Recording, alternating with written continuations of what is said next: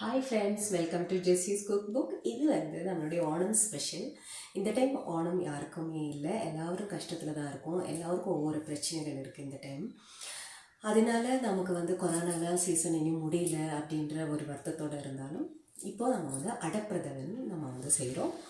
இது வந்து ரொம்ப ஸ்பெஷலான ஓணத்துக்கான பாயசம். அடப்பிரதமன் சாதாரணமாக எல்லோரும் வெளியே வாங்கி தான் செய்வாங்க.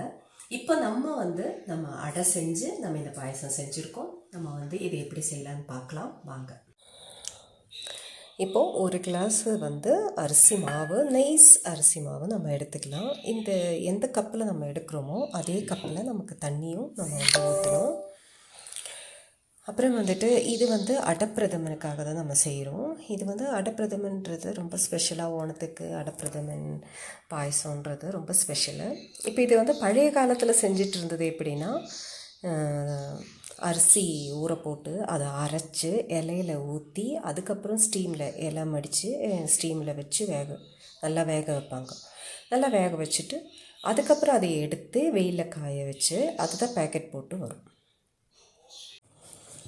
இப்போ இதில் ஒரு டேபிள் ஸ்பூன் சுகர் நம்ம போட்டுக்கலாம். அதுக்கப்புறம் ஒரு ஸ்பூன் நெய் நம்ம ஊற்றிக்கலாம். நல்லா மெல்ட்டான நெய் ஊற்றிக்கலாம்.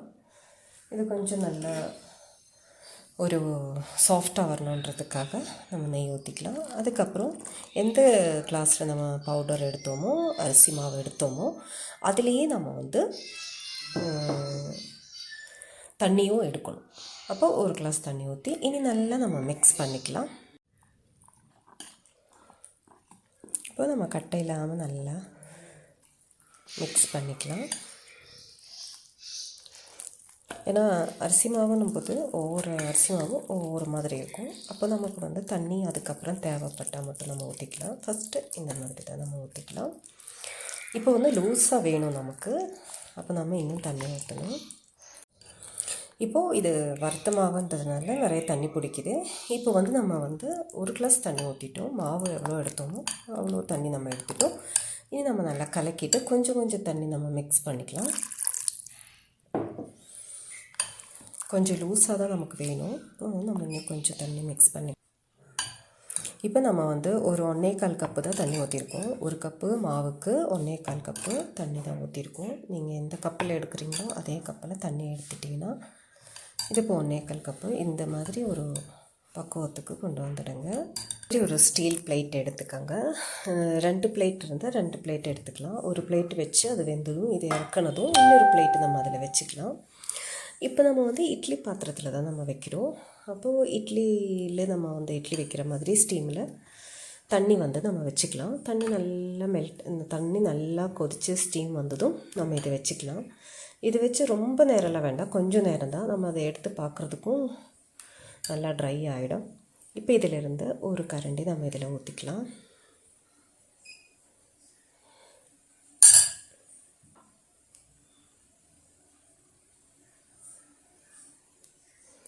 இப்போ இதில் நெய்யெல்லாம் அப்ளை பண்ணணுன்னு அவசியம் இல்லை. இதை நம்ம வந்து இப்படியே வச்சா கூட ஸ்டீமில் வந்து அது வெளியே வந்துடும், நல்லா ட்ரை ஆகி வெளியே வந்துடும்.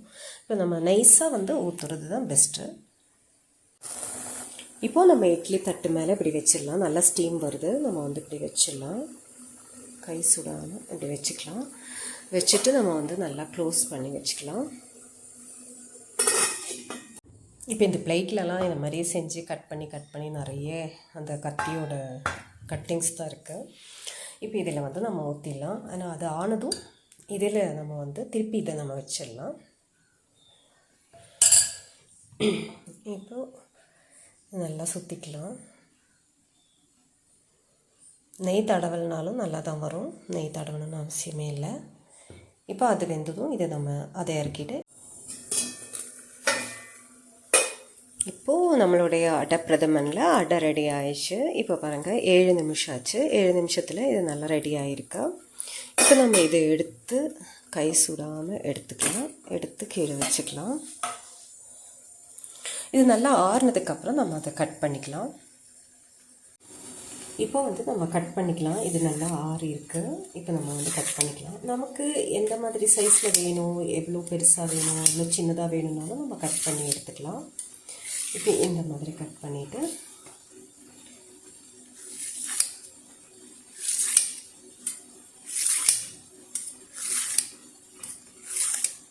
இப்படி கட் பண்ணிக்கலாம். கட் பண்ணிவிட்டு நடு பார்ட்டில் இருந்து கொஞ்சம் எடுத்துக்கலாம். எடுத்துட்டால் தான் நமக்கு கையில் எடுக்கிறதுக்கு ஈஸியாக இருக்கும். இப்போ வந்து இதை நம்ம எடுத்துக்கலாம். பார்த்திங்களா எவ்வளோ நைஸாக, எவ்வளோ ஷைனிங்காக, எவ்வளோ நல்லாயிருக்கு. இப்போ இதை எடுத்துகிட்டு நம்ம தண்ணியில் போடணும். இதே மாதிரி நம்ம எல்லாம் எடுத்துக்கலாம். பார்த்திங்களா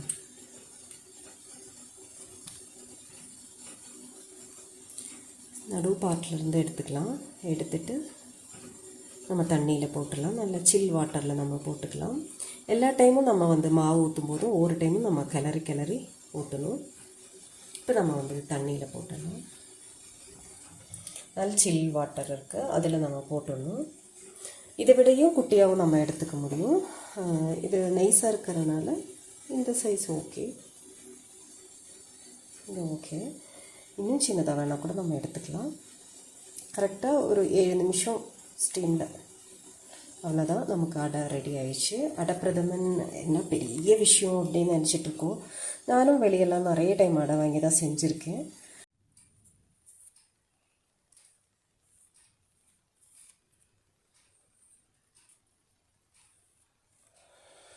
பார்த்திங்கல்ல எவ்வளோ நைஸாக இருக்குது, ரொம்ப ஷைனிங்காகவும் இருக்குது. நம்ம நெய் போட்டதுனால நெய் மிக்ஸ் பண்ணியிருந்தோம் இல்லையா, ஒரு டேபிள் ஸ்பூன் நெய் மிக்ஸ் பண்ணியிருந்தோம். அதனால் வந்து ரொம்ப கிளென்சிங்காகவும் இருக்குது. பார்த்திங்களா ஷைனிங்காக இருக்குது. பார்த்திங்களா யூஸ் பண்ணும்போதும் இப்படி நல்லா கலக்கி ஊற்றுங்க. இல்லைன்னா அடியில் வந்து நல்லா கட்டையாகவும் மேலே வந்து கொஞ்சம் தண்ணியாகவும் இருக்கும். இப்போது லூஸாக தான் நம்ம வந்து எப்போவுமே மாவு கலக்கணும். அதுலேயும் வந்து எந்த மாற்றமும் இல்லை. நல்லா லூஸாக கலக்கினா தான் ரொம்ப தின்னாக நமக்கு கிடைக்கும். கட்டை இல்லாமல் கலக்கணும். இதெல்லாம் கொஞ்சம் இப்போ நம்மளுடைய அடையெல்லாம் நல்லா நிறைய தண்ணி ஊற்றி அலசி, தண்ணி வந்து நம்ம நல்ல சில் வாட்டர் நம்ம வீட்டில் இருக்கிற அதே சேம் ரூம் டெம்பரேச்சர் தண்ணி ஊற்றி நல்லா அலசி நல்லா வடிகட்டி அது நான் ஒரு பாத்திரத்தில் இப்படி போட்டிருக்கேன். இப்போ இதில் வந்து நம்ம வந்து 1/2 kg வெல்லம் மெல்ட் ஆக்குனது இருக்குது. நான் தனியாக எடுத்து வச்சுருக்கேன். இதில் 1/2 kg இருக்குது. இப்போ இதில் வந்து நான் ஃபுல்லாக ஊற்றலை, கொஞ்சம் நான் எடுத்து வைக்கிறேன். இப்போ இதில் வந்து நம்ம வந்து நல்லா கொஞ்சம் கொதிக்க வைக்கலாம். இப்போது கொதிக்க வச்சேன்னா இன்னும் இது கொஞ்சம் ஸ்டடி ஆகிடும். அப்போ வந்து இது பொடிஞ்சு போகாது, பீஸ் உடையாது, இதெல்லாம் ஒன்றும் ஆகாது. அதனால் நம்ம வந்து இதிலேயே நம்ம நல்லா மெல்லமாக கிளறிட்டு இதை வந்து நல்லா கொதிக்க வைக்கலாம். இப்போது இது மெல்லமாக நம்ம வந்து இப்படியே கலக்கிக்கலாம். ஏன்னா இந்த வெல்லத்தோடு சேர்ந்து அது வேகும்போது அது வந்து கொஞ்சம் ஸ்டடி ஆகிடும், உடையாது, பீஸாக நொறுங்காது. இப்போ அதனால் இது வந்து கொஞ்சம் நம்ம வந்து நல்லா அந்த வெல்லத்தோடு சேர்ந்து அப்படியே மிக்ஸ் பண்ணிக்கலாம். இப்போ வந்து நம்ம தேங்காய் பால் தான் இதில் ஊற்றுறோம். நீங்கள் வந்து தேங்காய் பால் எடுக்க கஷ்டம்னா நீங்கள் வந்து மாட்டுப்பால் கூட ஊற்றி செய்யலாம், ரொம்ப டேஸ்ட்டாக இருக்கும். தேங்காய் பால் வந்து நான் வந்து 2 தேங்காய் எடுத்திருக்கேன், 2 பெரிய தேங்காய்.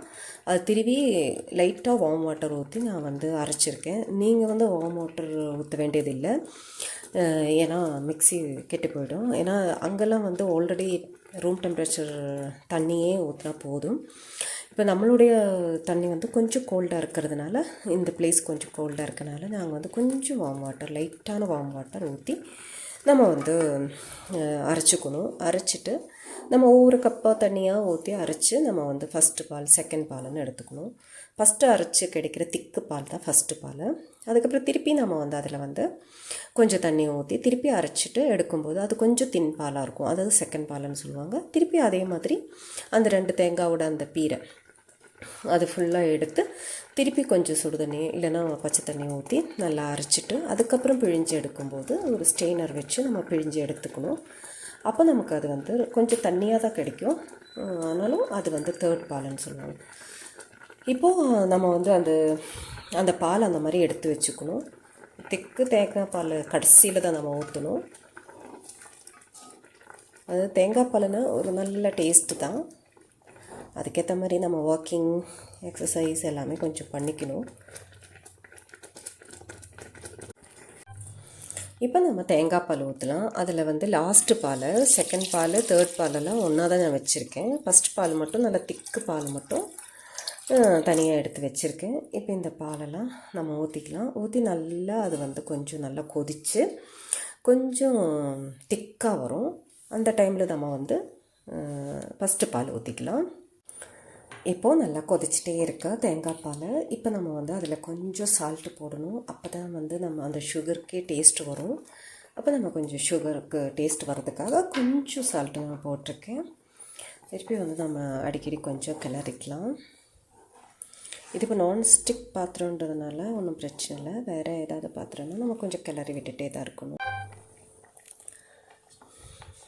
இப்போது நல்லா கொதிச்சு ஒரு 10 நிமிஷம் ஆயிடுச்சு. இது வந்து இப்போது நம்ம வந்து ஒயிட் சுகர் கூட போடலாம். இந்த கலர் உங்களுக்கு ஒயிட் கலரில் வேணும்னா நீங்கள் ஒயிட் சுகர் கூட யூஸ் பண்ணிக்கலாம். ஆனால் நான் வந்து வெல்லம் தான் போட்டிருக்கேன். இப்போ வந்து நல்லா கொதிச்சிருச்சு. இப்போ நல்லா கொதிச்சு நல்லா வெந்துருச்சு. எல்லாமே நல்லா மிக்ஸ் ஆயிடுச்சு. இப்போ வந்து நம்ம ஃபஸ்ட்டு பால் ஊற்றலாம். நல்லா திக் பால். இந்த திக் பால் நம்ம வந்து ஊற்றிடலாம். இப்போ இந்த லாஸ்ட்டு இந்த திக் பால் ஊற்றுனதுக்கப்புறம் கொதிக்க வேண்டியதில்லை. நம்ம வந்து கொஞ்சம் நல்லா கிளறிட்டு இப்போ வந்து சுக்கு ஏலக்காய், சிலவங்க ஜீரகமும் போடுவாங்க. நான் வந்து சுக்கு ஏலக்காய் நல்லா தட்டி வச்சுருக்கேன். சுக்கு ஏலக்காவை நல்லா பொடி பண்ணி கல்லில் நல்லா பொடி பண்ணியிருக்கேன். இது நீங்கள் வந்து இதில் போட்டுடலாம். உங்களுக்கு பிடிக்கலைன்னா ஏலக்காய் பவுட்ரு மட்டும் போட்டுக்கலாம்.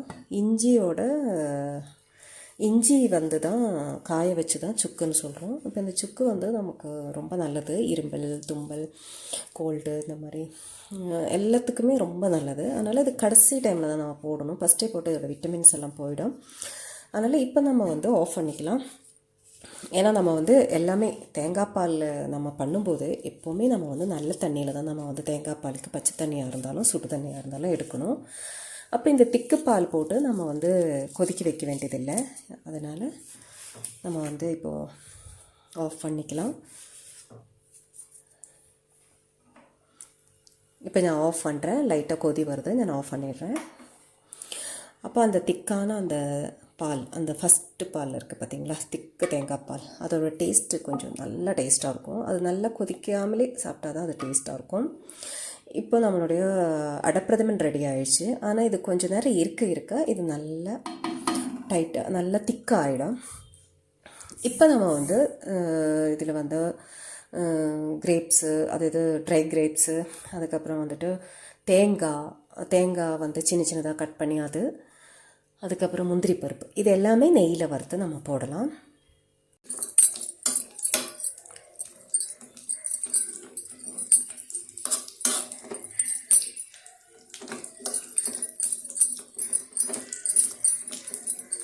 இப்போ ஒரு ஸ்பூன் நெய் வச்சு நம்ம தேங்காய் கொத்து போடலாம்.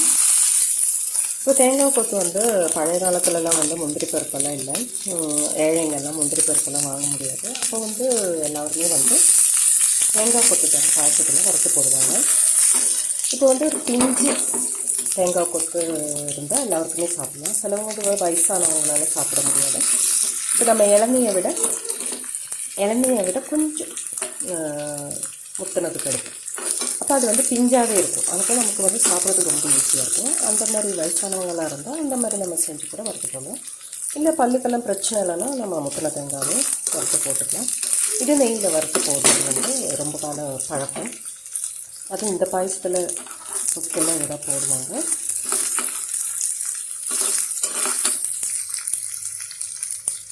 இப்போ நம்மளுடைய சுவையான அடப்பிரதமன் ரெடி ஆயிடுச்சு. இப்போ வந்து இதில் நம்ம வந்து தேங்காய் கொத்தெல்லாம் கொத்தி வச்சதெல்லாம் எல்லாம் நெய்யில் ஃப்ரை பண்ணி போட்டுட்டோம்.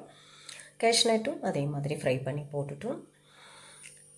இப்போ வந்து இதே மாதிரி நீங்கள் கண்டிப்பாக ட்ரை பண்ணுங்கள். இதுதான் அடப்பிரதமன். இது வந்து ஓணம் ஸ்பெஷல். இது வந்து எப்போவுமே ஓணத்துக்கு எல்லோரும் செய்கிறது தான். பழைய காலத்துலலாம் வாங்கி செஞ்சிட்டு இருந்தாங்க. இனி நம்ம வந்து நம்மளே ப்ரிப்பேர் பண்ணி நம்மளே செஞ்சுக்கலாம். இப்போது அடை ஒரு டைம் செஞ்சு ஜாஸ்தியாக இருக்குது அப்படின்னாலும் நீங்கள் ஃப்ரிட்ஜில் வச்சு ஒரு 2 டேஸ்க்கு அப்புறம் நீங்கள் எடுத்து செய்யலாம்.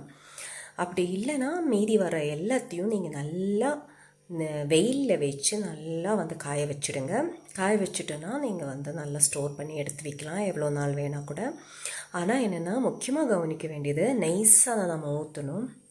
நம்ம தட்டில் ஊற்றும்போது ரொம்ப நெய்ஸாக ஊற்றி நம்ம செய்யணும். என்னடா இது பாயசம் செய்ய ஒன்றுமே இல்லையே அப்படின்னு நினைக்க வேண்டாம். அடப்பிரதமன் செய்யுங்க. தேங்காய் பால் எடுக்கிறதுக்கு கஷ்டமாக இருந்தால் கூட நீங்கள் வந்து மாட்டுப்பாலில் செஞ்சிடுங்க. ரொம்ப டேஸ்ட்டாக இருக்கும். கண்டிப்பாக ட்ரை பண்ணுங்கள்.